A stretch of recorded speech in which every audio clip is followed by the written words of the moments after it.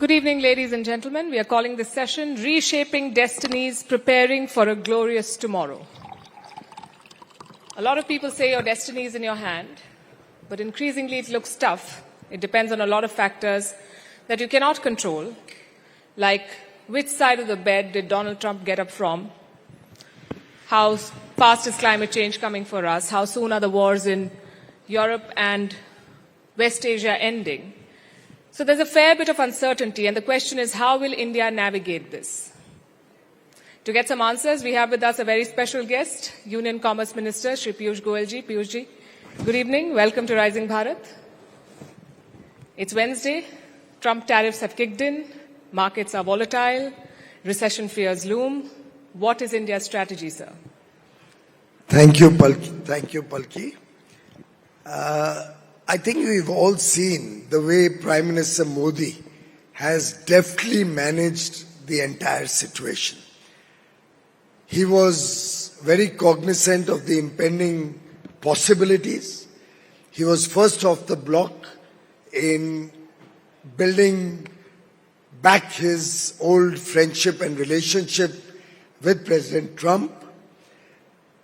They both jointly declared that the US and India are trusted partners, and we will work towards a bilateral trade agreement by fall of 2025 to ensure that our relationship, our friendship, and our ongoing partnership, not only in trade, but in so many areas, geopolitical, defense, we have a very strategic relationship with the US.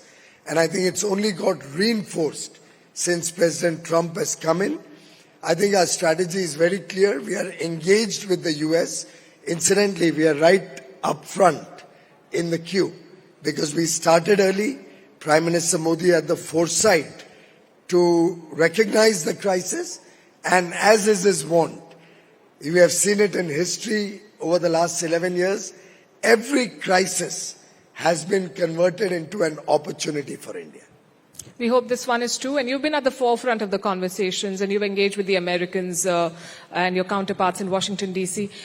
What have they told you? What is their primary concern? Is it the trade surplus, or is it the high tariffs? What do they want to fix? I think we must recognize that this problem that the US is facing is not particularly directed towards India. The whole issue is about fair trade, and that's something India has been very vocal about for the last 10 years. I recently shared with an audience that we have to go to the root of the issue.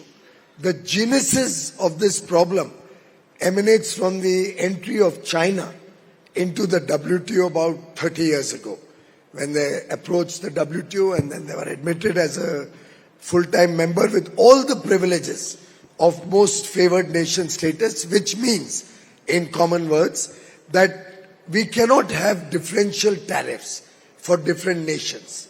And therefore, whatever is the tariff one country imposes on country A has to be the same from country A to Z, unless we have a bilateral trade agreement or a free trade agreement. Now, I think we have suffered over the years tremendously. I don't know what agreement Congress party signed with the Communist Party of China during the UPA government, but post that, we saw the trade deficit with China grow by leaps and bounds. And India and Indian manufacturers, Indian industry, Indian trade suffered massively. Similarly, the US has suffered massive trade deficits because of the non-market economy that is China, because of their predatory pricing or unfair trade practices. And I think the United States is trying to reset the rules of the game. And in some sense, it's a good omen for India because it opens up huge opportunities.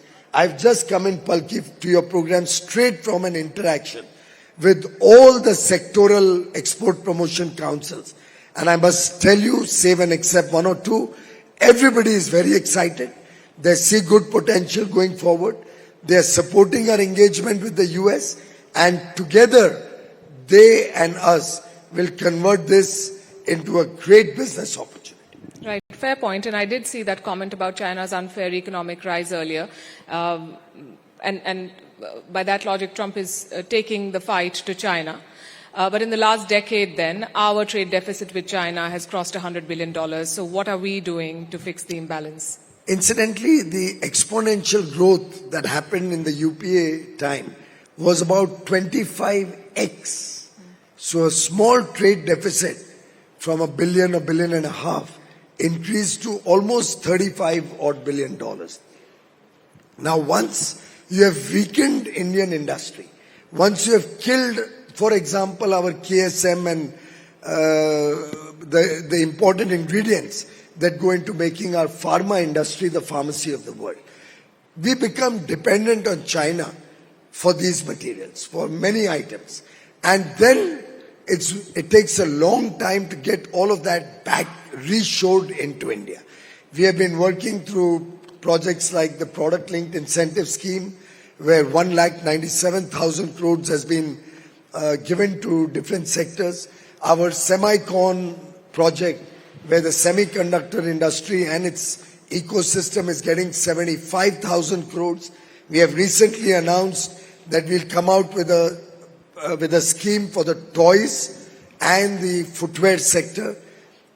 2 days back, the cabinet decision was announced, I think probably on Friday last week, 3 days back, that we are going to offer 22,000 crores for the electronics component manufacturers to support them to manufacture high quality inputs in India. So it's a continuous process to promote manufacturing, to get industry in India to replace a lot of goods which have become a part of our supply chains. And wherever we see dumping or predatory pricing from products coming in from China, the government acts proactively.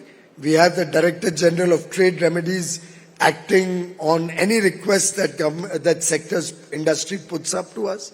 We have the Industry Ministry working with the different sectors to protect any irrational pricing.